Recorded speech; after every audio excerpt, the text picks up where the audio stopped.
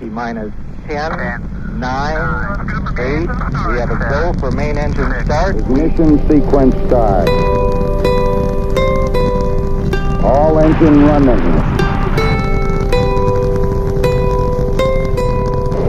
Liftoff. We have a liftoff. In the 1960s, the heroes of America's space program were men. John Glenn, Gus Grissom, household names. But while the guys were quite literally shooting for the moon, a Native American woman from Oklahoma was quietly helping them get there. We didn't know that she was working on the space program and so on, because it was all top secret. We knew she was an engineer there, but that was it. Evelyn Ross McMillan lovingly calls her dad's sister Aunt Gold. But to the engineers at Lockheed, the company that helped NASA put a man on the moon, she was Mary Golda Ross, space engineer. She was satisfied at working on it. It wasn't just her gender that set Ross apart. She was the first female Native American rocket scientist. Born in 1908 in Park Hill, Oklahoma, she grew up in Tahlequah, the capital of the Cherokee Nation. She learned to read at 3.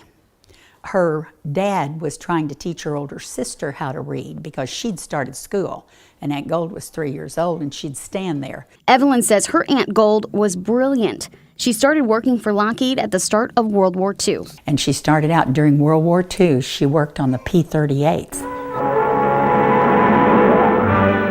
They're P-38s. They rank with the fastest and best fighters in the air today. Ross stuck with Lockheed and in the 60s became part of a top secret team that developed theories for space travel.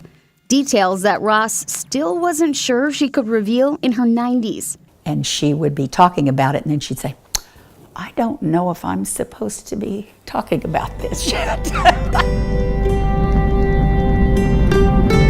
We have a liftoff. 32 minutes past the hour.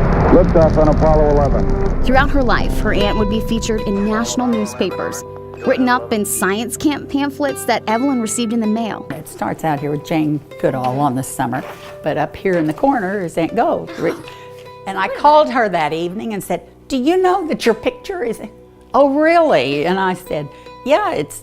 And she said, which one? And I told her it was at Norman, the space program thing. In 2008, Ross passed away at the age of 99. I don't think we have the dreamers now that we did back then, that we just kind of, other people do it.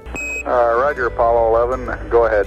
She says during Ross's lifetime, space became a realistic destination because people like her aunt decided the stars weren't that far away. They were reachable for her. She could go, she would have gone if they would have let her. Roger, we got a roll from Tower clear. Roger, roll. Mary Golda Ross helped write a handbook about traveling to Mars and Venus. Evelyn says, now is the time to start dreaming again because Aunt Gold's work isn't done yet. Houston, you might be interested out my left-hand window right now. I can observe the entire continent of North America. Maureen Wirtz, Tulsa's Channel 8.